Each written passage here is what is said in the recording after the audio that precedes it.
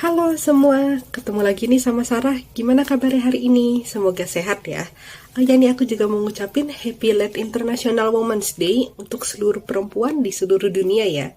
Nah, kenapa aku ngucapinnya late? Karena ya sebenarnya Hari Perempuan Sedunia ini udah lewat, yaitu di tanggal 8 Maret kemarin. So ya, it's a little late, but gak apa-apa lah ya, daripada gak ngucapin sama sekali. Kalian nih sebenarnya udah tahu belum sih kalau ada Hari Perempuan Sedunia? Kalau belum tahu, nah berarti dengan kalian nonton video ini berarti kalian udah tahu ya kalau ternyata di setiap tanggal 8 Maret adalah Hari Perempuan Sedunia. Gimana nih pendapat kalian tentang adanya Hari Perempuan Sedunia ini? Kalau aku pribadi ya jujur aku tuh seneng banget karena kan kayak ngerasa gitu kan, kayak ngerasa spesial banget gitu karena ada hari khusus untuk perempuan dan dirayain di seluruh dunia. Nah hari ini aku pakainya udah cewek banget ya, udah pink-pink gitu ya. Kenapa kayak gitu? Karena aku tuh hari ini mau bahas tentang serba-serbi perempuan. Nah, sebelumnya nih, kalian tuh suka kepo nggak sih kenapa ada Hari Perempuan Sedunia? Awalnya gimana sih? Nah, terus sebenarnya peran perempuan itu gimana sih? Gitu kan, baik di zaman dulu dan juga di zaman sekarang. Nah, oleh karena itu hari ini kita akan sharing serba-serbi tentang perempuan. Oke, sebelum mulai, seperti biasa ya, kita ganti dulu yuk backgroundnya.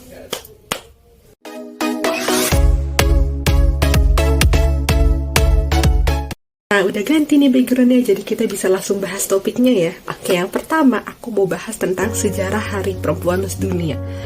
Jadi, Hari Perempuan Sedunia atau International Women's Day ini dimulai sejak tahun 1900-an. Nah, pertama kali nih Hari Perempuan Sedunia ini dirayain di Amerika Serikat pada tanggal 28 Februari 1909. Nah, kronologi gimana sih sampai bisa ada perayaan Hari Perempuan Sedunia ini? Jadi, seperti yang kita tahu ya, dulu kan perempuan ini benar-benar didiskriminatif banget ya, dianiaya, ditindas, terus benar-benar nggak dikasih hak untuk memilih ataupun berpendapat. Oleh karena itu, pada tahun 1908 terjadi kerusuhan besar dan perdebatan kritis di antara perempuan. Akhirnya di tahun itu nih, para perempuan udah mulai aktif nih, udah mulai vokal untuk menyuarakan dan untuk menyampaikan pendapatnya. Banyak perempuan yang akhirnya, ayolah kita harus speak up nih, nggak bisa nih kayak gini terus gitu kan. Nah, di tahun 1908 ada 15.000 perempuan yang dia berbaris nih melintasi New York. Jadi di waktu tersebut 15.000 perempuan ini mereka meminta untuk jam kerja yang lebih pendek, gaji yang lebih baik, dan juga hak untuk memilih. Jadi kayak protes lah ya ibaratnya. Di tahun 1909 ini pertama kali nih dirayakan Hari Perempuan Sedunia di Amerika Serikat di tanggal 28 Februari. Seperti yang tadi aku jelasin di awal ya. Nah, ternyata hal tersebut sesuai dengan deklarasi dari Partai Sosialis Amerika.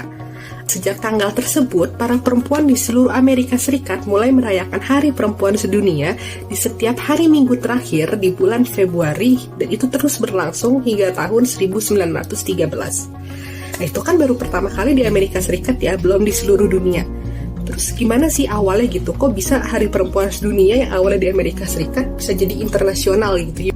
Jadi, dulu ada seorang pemimpin kantor perempuan untuk Partai Sosial Demokrat di Jerman yang bernama Clara Zetkin. Nah, Clara Zetkin inilah yang menyarankan untuk pembentukan Hari Perempuan secara internasional di setiap tahunnya. Hal ini dilakukan oleh Clara sebagai upaya dalam membantu para perempuan untuk bisa menyuarakan tuntutannya dan agar Hari Perempuan Internasional ini bisa terlaksana. Tentunya Clara Zetkin nggak bisa diem aja dong, dia harus ngelakuin sesuatu. Akhirnya Clara Zetkin mengusulkan Hari Perempuan Internasional ini pada Konferensi Internasional Perempuan Pekerja yang dilaksanakan di Copenhagen pada tahun 1910. Lalu gimana sih hasil dari usulan Clara ini? Ternyata ada 100 perempuan dari 17 negara yang menyetujui untuk diadakan Hari Perempuan Internasional ini. Oleh karena itu, Clara Zetkin dianggap sebagai pelopor Hari Perempuan Internasional yang akhirnya bisa dilaksanakan di setiap tahunnya seperti saat ini. Hari Perempuan Internasional ini resmi menjadi hari libur di berbagai negara. Contohnya di Afghanistan, Kuba, dan Madagaskar. Itu kan masih di luar Asia ya. Kalau di Asia sendiri itu gimana sih? Ternyata Hari Perempuan Internasional ini juga menjadi hari libur resmi di berbagai negara di Asia. Contohnya di Kamboja, Laos, dan juga Vietnam. Nah, di tahun 2001 diluncurkan platform internationalwomensday.com. Hal ini dilakukan agar para perempuan saat ini bisa melanjutkan kembali apa yang telah dilakukan oleh perempuan di zaman dahulu. Jadi ini agar perempuan bisa kembali nih menyuarakan suaranya, agar para perempuan di seluruh dunia bisa mencapai kesetaraan gender. Jadi biar nggak ada perbedaan lagi nih antara laki-laki dan juga perempuan. Jadi itu sejarah Hari Perempuan Internasional yang dirayakan setiap tahunnya. Wah, keren banget ya Clara Zetkin ini, dan aku rasa kita juga mungkin harus berterima kasih ya sama Clara Zetkin, karena kalau dia nggak berani speak up, mungkin sampai sekarang nggak akan ada Hari Perempuan Internasional. Mungkin sampai hari ini nggak akan ada yang benar-benar berani untuk menyuarakan suaranya agar perempuan bisa mencapai kesetaraan. Lanjut, kita bahas tentang peran perempuan di zaman dulu dan di zaman sekarang. Kalau zaman dulu ya kita kan tahu sendiri ya, perempuan terus mungkin dulu ya, orang-orang berpikir ya ngapain sih dia raih pendidikan tinggi, ngapain sih dia kerja, udahlah di rumah aja ngurusin rumah gitu kan. Terus mungkin banyak yang menganggap remeh gitu, kalaupun ada perempuan yang kerja pasti gajinya lebih dikit daripada laki-laki. Di Indonesia sendiri bahkan sempat dilarang ya untuk perempuan meraih pendidikan tinggi. Jadi banyak nih perempuan yang disuruh nikah di usia muda gitu. Hingga akhirnya kita punya R.A. Kartini ya, yang juga akhirnya berani speak up nih dan meminta agar para perempuan Indonesia ini bisa meraih pendidikan yang lebih baik gitu kan. Dengan adanya R.A. Kartini yang berani speak up dan berhasil melakukan perubahan pada perempuan, akhirnya kan di Indonesia sendiri juga dirayakan Hari Kartini di setiap tanggal 21 April. Nah, dengan adanya para perempuan hebat ini nih, ada Clara Zetkin, ada R.A. Kartini, ada 15.000 perempuan yang tadi melintasi New York untuk menuntut haknya di tahun 1908, dan aku yakin juga ada banyak pelopor perempuan yang menyuarakan suaranya tentang hak perempuan di setiap negara. Akhirnya peran perempuan nih yang dulunya mungkin sering ditindas, yang gerakannya serba terbatas, yang benar-benar kayak mungkin kasarnya kayak dianggap pembantu gitu ya oleh para laki-laki, akhirnya sekarang terjadi perubahan yang drastis banget ya. Sekarang banyak perempuan yang berhasil meraih pendidikan tinggi, banyak yang bekerja, banyak yang bisa memilih gitu kan, berhasil bekerja sambil mengurus keluarga, berhasil meraih posisi dan gaji yang tinggi, yang bagus gitu kan. Kalau di Indonesia sendiri sekarang kan udah banyak juga ya perempuan yang jadi anggota DPR. Bahkan kita ada Ibu Megawati ya yang sempat menjadi presiden di Indonesia. Sekarang juga banyak kan perempuan-perempuan yang bahkan jabatannya lebih baik dan lebih tinggi daripada laki-laki. Selain itu, perempuan juga jadi mendapatkan hak-hak kita nih. Hak-hak kita yang mungkin nggak didapatkan oleh perempuan-perempuan di zaman dulu. Misalnya hak untuk bersuara, untuk memilih, untuk menyampaikan pendapat, untuk berkarya, dan hak-hak lainnya. Kan sekarang juga mulai ada kesetaraan gender ya antara perempuan dan laki-laki. Jadi pekerjaan-pekerjaan yang mungkin dulu hanya bisa dilakukan oleh laki-laki, sekarang perempuan pun bisa melakukannya. Menurut aku itu keren banget ya, karena kan akhirnya kayak yes, gitu, perempuan bisa dapat kesetaraan gender. Yes, perempuan bisa dapat hak-hak yang seharusnya didapatkan dari dulu gitu. Aku ngebayangin ya kalau aku jadi perempuan yang hidup di zaman dulu mungkin kayak ya ampun kasihan banget gitu ya. Nah tapi mereka nggak nyerah juga, akhirnya mereka harus usaha terus hingga akhirnya para perempuan saat ini bisa mendapatkan hak-hak mereka. Dan aku rasa kita sebagai perempuan yang hidup di saat ini nggak boleh menyia-nyiakan apa yang telah diperjuangkan oleh perempuan-perempuan di zaman dulu. Nah kita benar-benar harus bisa memanfaatkan apa yang telah kita dapatkan saat ini. Kalau memang kita sudah berhasil meraih pendidikan yang tinggi, maka kita harus gunain sebaik-baiknya nih ilmu-ilmu tersebut. Jangan kita sia-siain, mungkin kita bisa sharing ilmu-ilmu tersebut ke orang-orang lain. Nah buat perempuan-perempuan yang kerja nih, kita juga harus benar-benar bekerja dengan baik ya. Jangan sia-siain pekerjaan yang udah kita punya. Kita juga harus usaha nih gimana caranya biar jabatan yang kita punya itu bisa membawa dampak yang positif buat orang lain. Jangan, dan buat kita nih perempuan-perempuan yang lagi berjuang untuk meraih impian kita, berjuang untuk meraih hidup yang lebih baik, kita harus benar-benar berjuangin nih, harus benar berusaha keras gitu.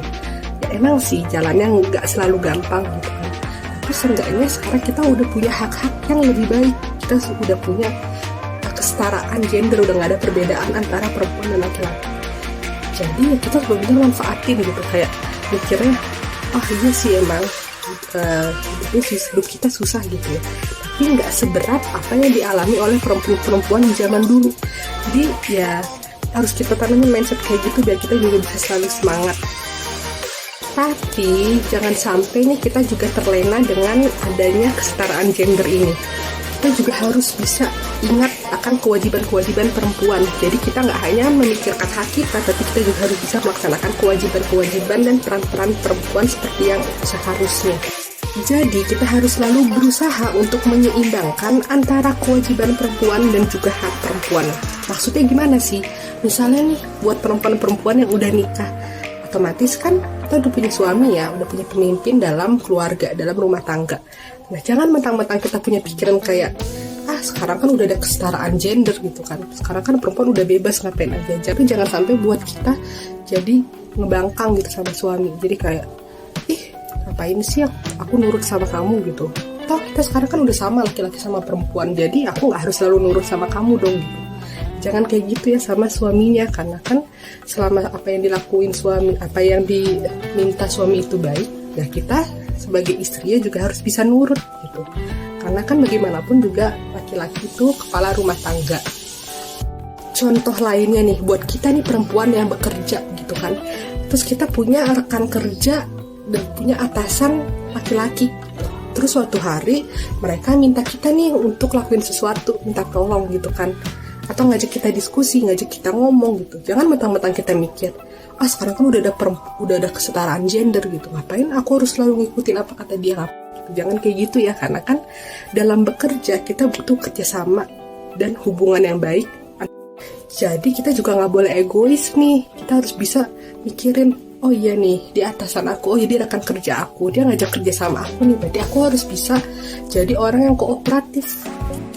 Oke, jadi itu serba-serbi perempuan ya. Sebelum kita akhiri videonya, kita balikin lagi backgroundnya ke awal yuk. Sekian video kali ini, semoga infonya bermanfaat dan thank you banget ya udah nonton videonya. Yuk jangan lupa diklik tombol like-nya, komen, subscribe, dan juga bisa share ke teman-teman yang lain ya, biar lebih banyak yang tahu dan jaringan diskusi kita juga lebih luas. Oh iya, kalian juga bisa follow aku nih di sosial media aku yang lain. Info selengkapnya ada di description box ya. Kalau kalian juga punya ide-ide nih buat konten-konten aku selanjutnya, mungkin ada hal yang ingin kalian bahas nih sama aku, boleh banget ya, feel free nih untuk komen di kolom komentar. Nanti aku akan coba bikinin videonya. Oke deh, sampai ketemu lagi ya di video berikutnya. Bye!